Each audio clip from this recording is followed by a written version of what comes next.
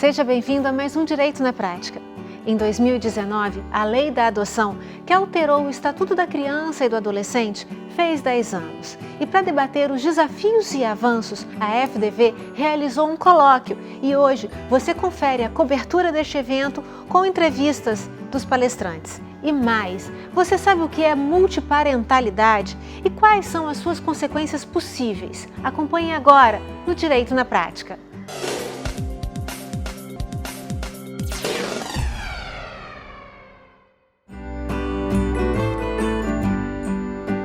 A adoção no Brasil é regida pelo Estatuto da Criança e do Adolescente, o ECRIAD.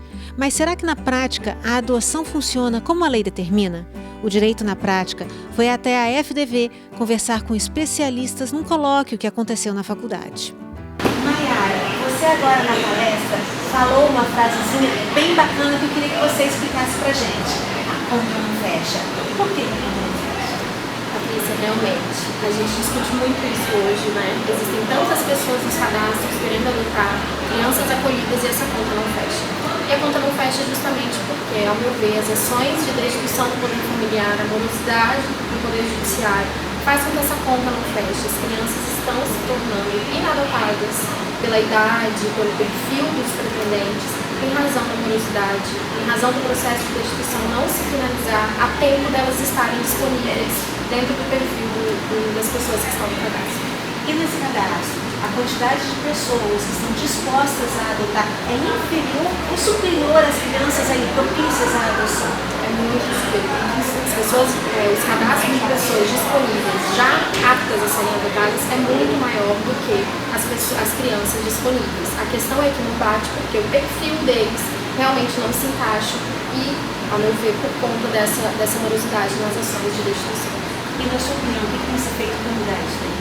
Cumprir os prazos legais que o Estatuto da Criança e Adolescente nos mostra. Cumprir o prazo da destituição do poder familiar, isso é 20 dias, prorrogável apenas por mais 120, e não perpetuar por anos, como acontece hoje em dia.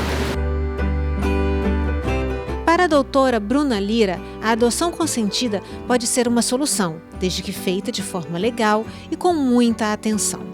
Professora Bruna, qual a problemática envolvida quando há entrega ou a possibilidade da entrega de um filho, de uma criança que ainda vai nascer?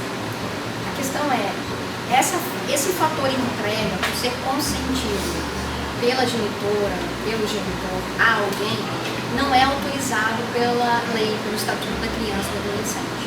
Existe uma certa crítica na figura da adoção consentida, porque ela, em tese, iria violar algo que é muito relevante dentro do Estatuto da Criança e do Adolescente, que é um prévio cadastro de pretendentes à adoção. Então, o sistema hoje, o ordenamento jurídico, ele procura coibir a questão de entregar diretamente uma criança para determinadas pessoas. O processo não pode funcionar assim, é por isso que, infelizmente, a adoção consentida não é vista sob um olhar mais técnico e com bons olhos. E a visão pessoal da senhora sobre essa adoção consentida? A adoção consentida ela pode ser uma solução, ela pode otimizar processos, ela pode evitar algumas falhas até no momento em que esses pretensos pais a adotarem tenham um contato com a criança. Hoje se fala muito na devolução, por pais adotivos da criança. Quando a adoção é consentida, vai existir uma regulamentação, eu diria, a partir da vontade das pessoas, quem quer entregar e quem quer receber. É claro que muito cuidado tem que ter em todo esse processo, porque nós não estamos falando de mercadoria, nós estamos falando de criança. Então, a preocupação ela continua existindo. Como não há lei que regulamente a matéria, a proposta é criar uma estrutura, primeiro legislativa, para que isso possa acontecer. Como a senhora disse, essa adoção consentida, ela ultrapassa a questão do cadastro. O cadastro, ele é eficiente hoje no nosso ordenamento? Aí vem também uma opinião que é minha. Eu acredito que hoje o cadastro tem uma série de ineficiências. Porque, primeiro, o cadastro só funciona em cada estado. E não existe uma fila de pretendentes à adoção, existem várias filas. Por quê? Cada pretendente à adoção tem um perfil. E aí vem o maior problema. O pretendente à adoção, que está num momento de angústia, um momento de instabilidade, ele quer saber quando a vez dele chega, ele não tem essa resposta. Porque existe um dado único, concreto, que não de fato mostra a realidade de cada pretendente. Então são várias filas a partir do perfil de cada pretendente e não só uma fila. Portanto, o cadastro, na minha visão, ele não é tão eficiente como a lei gostaria que fosse. Não saia daí, porque no próximo bloco nós continuamos com a cobertura do colóquio que fala sobre a lei da adoção. Direito na Prática, com Patrícia Botti. Oferecimento FDV, a Faculdade de Direito de Vitória. Taliev Gastronomia, a sua refeição saudável. SA Ambiental, prestando serviços especializados e atuando para um meio ambiente sustentável. E Centro de Evolução Profissional CEP, 22 anos preparando vencedores.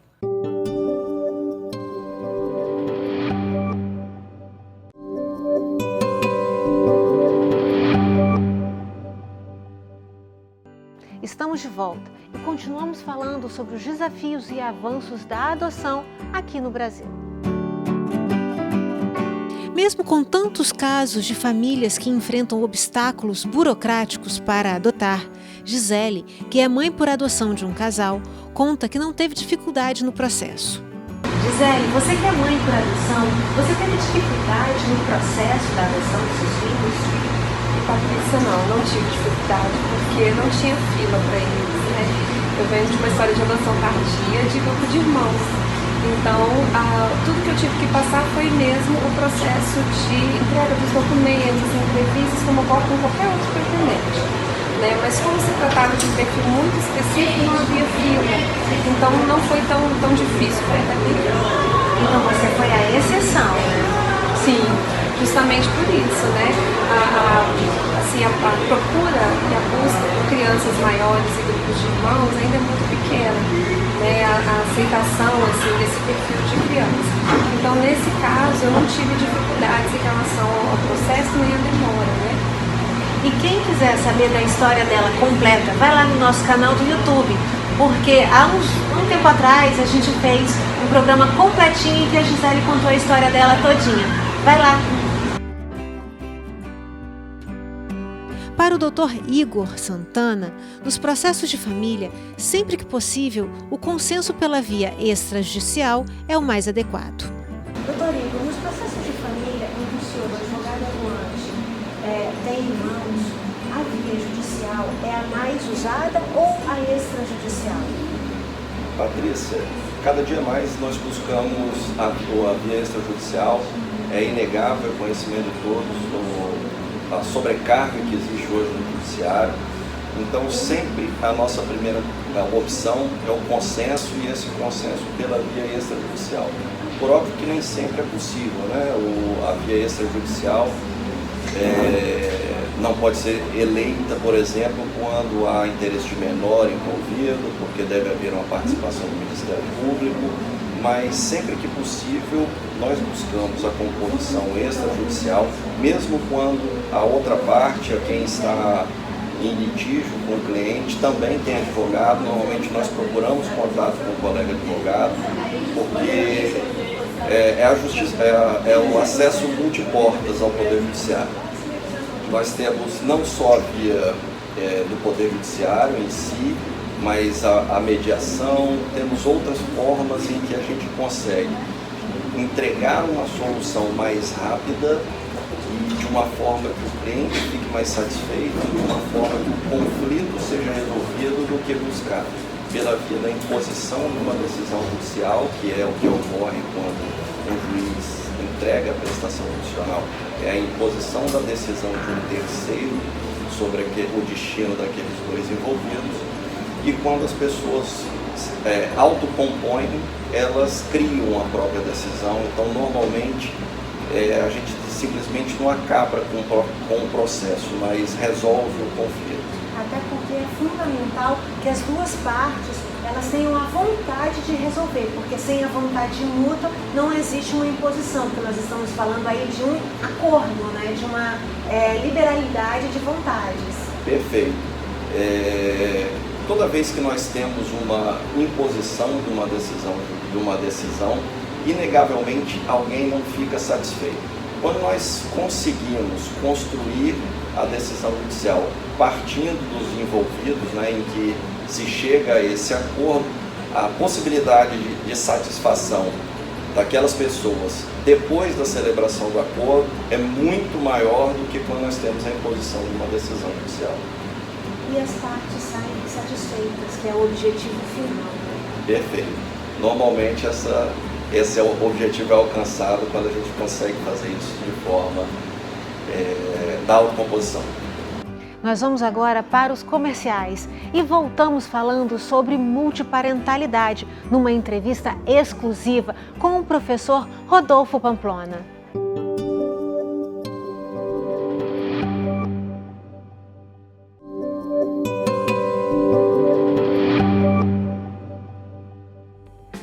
E eu converso com o professor Rodolfo Pamplona Filho, que está em Vitória e vai falar com a gente agora um pouquinho sobre a questão da multiparentalidade. Lembrando que a multiparentalidade é quando a pessoa tem a oportunidade de ter 2 pais ou 2 mães na certidão de nascimento. E ele agora vai nos falar sobre as consequências da multiparentalidade. Perfeito. Querida Patrícia, falar sobre multiparentalidade é falar sobre um tema novo. O Supremo Tribunal Federal decidiu recentemente sobre essa possibilidade de termos obrigações alimentares, reconhecimento da paternidade com concomitância, né? Ou seja, na multiplicidade, na pluralidade de ascendências de pais e de mães. Este fenômeno ocorre em face, notadamente, da ideia do reconhecimento da paternidade socioafetiva, que é o estabelecimento de um vínculo afetivo entre um pai, uma mãe e uma criança, né? E dentro dessa relação, sem excluir a ideia do vínculo genético, o vínculo biológico já existente. Essa ideia de concomitância é algo que é muito bonito. É algo que, sem sombra de dúvida, é um fenômeno da contemporaneidade, em que, em função de famílias recombinadas, prioriza o afeto. Nós estamos priorizando o afeto. A ideia de efetivamente se buscar. Mas como isso se configura ainda é um problema. Por quê? Porque a gente trabalha quase numa lógica do direito de trabalho de uma primazia da realidade. Ou seja, sem uma declaração, uma manifestação nesse sentido, unilateral ou bilateral. E aí o que é que acontece? Nós temos algumas situações, por exemplo, de famílias recombinadas, do padrastia ou da madrastia, né? O padrasto, a madrasta, desenvolve com o seu enteado, a sua enteada, um relacionamento afetivo. Ele se tornou pai? Ou ele apenas está se incorporando como uma figura paterna naquela situação, né? Ajudando, sendo a lei do pai, fazendo isso. Essa é uma situação complexa. Por quê? Porque neste ponto as pessoas têm que saber ou quererem ser pais, quererem se sentir pais e mães. Esse é um problema terrível. Mas a ideia do reconhecimento vale a pena. A ideia da concomitância também como tese inovadora. Só que aí começam os problemas. Os problemas normalmente são do ponto de vista dos efeitos patrimoniais, é verdade. A ideia de alimentos, a ideia de herança, a ideia de regime de visitas, já que relacionamentos recombinados também podem se extinguir. E tem as consequências. E as consequências, mas vamos ter vamos ter uma guarda compartilhada de enteado, mas se uma situação em que se desenvolveu uma paternidade socioafetiva, a consequência é lógica. Responsabilidades. Tem responsabilidade e tem direitos. Nessa circunstância também de ter acesso. Essa é uma situação que precisa efetivamente talvez ser observada para uma disciplina legal. E esclarecida também para aquela pessoa que tem a intenção de fazer isso, de efetivar o registro. Talvez a ideia de uma declaração, uma manifestação de vontade idônea, em que o indivíduo possa, não, eu estou realmente assumindo. É claro que acaba sendo quase uma forma indireta de adoção. E isso a gente precisa efetivamente pensar em algum tipo de disciplina legal, justamente para garantir segurança. Porque o Supremo reconheceu em uma situação absolutamente diferente, porque era a ideia de um pai biológico que não queria assumir a sua responsabilidade aí, porque havia um reconhecimento de uma paternidade socioafetiva. E o Supremo disse, não, os dois respondem. O pai biológico e o pai não pode se eximir das responsabilidades. Mas ao fazer isso, surgem várias outras questões que nós temos que desenvolver. Que não estão regulamentadas em lei. Nem em lei e nem no próprio acordo do Supremo Tribunal Federal. Ou seja, resolveu-se uma questão tópica, acolhendo-se a possibilidade da tese da pluralidade de linhas parentais, mas não se disse quais são os efeitos. Cabe a nós, na doutrina e a jurisprudência, no seu vagar da história, conseguir regulamentar. E o interessante é que no direito de família, ultimamente, você não tem como ter tudo regulamentado, né? Porque a vida ela é dinâmica e a lei não está acompanhando a vida, o dinamismo A da lógica vida. é justamente essa. No campo das relações de família, o Estado vive uma crise ontológica. Sim. Por quê? Porque as partes cada vez querem menos Estado. Ou as pessoas não querem que o Estado regule com quem ela vai dormir, com quem ela vai viver, com quem ela vai construir um projeto familiar. Diversos temas, nós queremos que o Estado simplesmente respeite a vontade das partes, mas ao mesmo tempo nós queremos discutir mais presença do Estado no campo da responsabilidade civil. E aí discutimos o abandono afetivo, a alienação parental e todos os outros elementos em que muitas vezes o Estado atua sem previsão legal específica. Essa é a nossa confusão. Professor, o senhor falou aí poliamor. Vamos entender o que é o poliamor. A ideia do poliamor, da poliafetividade, do poliamorismo, é a ideia da constituição de relações afetivas simultâneas. A lógica é imaginar que esse tipo de relação afetiva seja estabelecida de forma consensual, não é uma união paralela, uma família simultânea Várias paralela. pessoas, 3 para cima. Em 3, nessa relação de 3. Não necessariamente mantendo relações sexuais ou afetivas entre todas, mas sim de uma forma consentida com concordância. Então, essa construção, que é algo diferente do nosso modelo tradicional de uma família binária, né, é algo que E um tema extremamente vanguardista, Exatamente. Né? Mas perceba que essa é uma circunstância da liberdade. Cada um sabe a dor e a delícia de ser o que é, diria o meu conterrâneo Caetano Veloso. Mas, e nesse ponto, se as partes aceitam isso, por que o Estado tem que dizer não? Essa é a pergunta. Verdade. Professor, muito obrigada e ficamos por aqui com mais essas excelentes palavras do professor Pamplona. Até a próxima. E por hoje ficamos com mais um Direito na Prática. Gostou do nosso tema? Acompanhe então as nossas redes sociais. No Facebook, Direito na Prática, YouTube, Direito na Prática com Patrícia Botti e no Instagram, TV Direito na Prática. Quer mandar uma sugestão? Mande para o e-mail tvdireitonapratica@gmail.com. Até o nosso próximo encontro. Direito na Prática, com Patrícia Botti. Oferecimento FDV, a Faculdade de Direito de Vitória. Taliev Gastronomia, a sua refeição saudável. SA Ambiental, prestando serviços especializados e atuando para um meio ambiente sustentável. E Centro de Evolução Profissional CEP, 22 anos preparando vencedores.